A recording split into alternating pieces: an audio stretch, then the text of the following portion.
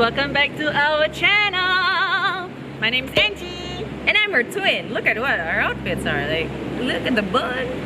We didn't plan this, by the way. Yeah, we just showed up wearing the same thing. So what's your name? It's like I'm Carol. Oh my god. Yes, and welcome back to our channel. And today is episode 22. I don't know about you. Oh, you see, we did not align on what song to sing. Oh yeah, sorry. So anyway, today's episode is Annual. Oh, wait, annual. there's nothing that says annual. No, I think I know. What, annual report? Oh, it's been years since I've done an annual report. Okay, the report. Wait, sorry guys. The episode is about social media reporting. That's why I said annual, because like annual report. Okay, so today, since Carol worked out the last episode, I will just do the workout today. And yeah, that's it. So don't forget, if this is the first time that you are watching our video, don't forget to subscribe to our channel. You can leave a like, you can comment down below if you have any suggestions of like workouts or topics that you want us to cover. And you can also follow us on our Instagram page at Social Hits. Okay, you ready? Yeah. I'm not ready to work out. Let's go. Okay, so social media reporting, I think first of all, we need to set the stage that it really depends on you and your brand how often you want to do reports. If you do it on a daily basis, like some actually do, weekly basis, bi-weekly, monthly, quarterly, annual, it really depends on you. But just make sure at the end of the day, you go back to what you want to report about in the first place, which is what we were going to talk about. So the first thing that is a must in social media reports that some brands actually don't do is to have an audience insight. Knowing who your audience is or your followers are will help you better plan your content and your campaigns, or even how to pivot moving forward for your social media brand. And with that, of course, one thing you need to know is how many followers you have. So are you gaining followers or are you declining? So once you have a better understanding of the growth or the decline in your followers, you at least know if you need to do an extra push or need to sustain what you are doing. Next is understanding their demographics. So are they mainly female, mainly male? Because sometimes you will be surprised. Some beauty brands have more male followers. So is that because it's mainly trolls who are following you, or is it because males actually like your brand and you need to talk to them more? So that's important. Next is also understanding where their location is, especially if you're a brand that has a physical location. So knowing where they are also helps you better plan your content, and maybe you have to do special promos that are specifically tagged to a certain location.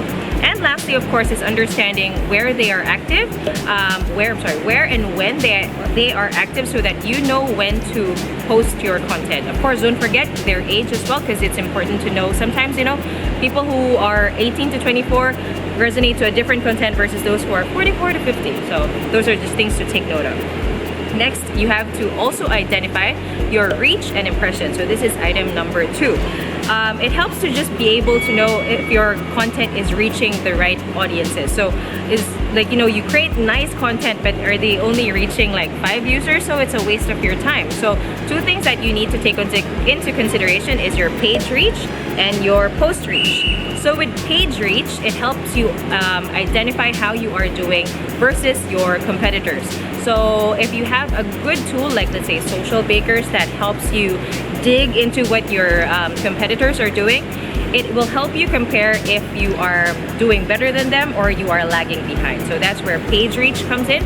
Whereas in post reach, it helps you see or dissect how your content is doing, especially if you boost it. So let's say with your page reach, you can get, you know, your paid reach versus your organic reach. And if you see that your organic reach is doing a lot better than your paid reach, then it goes to show that your content is doing good, even if it's just organic. Likewise, you know, having an understanding of your post data or your post reach helps you know if there's a need to do it as a sponsored content. Because of course, again, Facebook right now, or even any social media platform, is a pay to play type of platform. So you need to pay to get your content known. Next thing that is needed to be reported is, of course, your engagement metrics. So this is where the likes, comments, shares comes in. For Instagram, this would be the saves or bookmarks, and for YouTube or even other platforms that has video, it would be your views. So it helps understand if your content is doing good. Of course, the higher your numbers, the better it is. Likewise, just have a quick understanding that, of course, the higher the reach, the lower your engagement would tend to be. So these are just things to take note of. The fourth thing you need to, of course, report in your social media reporting is your conversion metrics, especially if you lead people to a website, if you ask people to purchase something. So this is where your link clicks come in, or your traffic metrics. So it's very important to measure that, because at least it shows or it lets you know if your content is actually working to drive an action towards your followers. The fifth thing that we highly recommend that you guys do, that's a lot of brands actually don't, is to, of course, report on your comm management.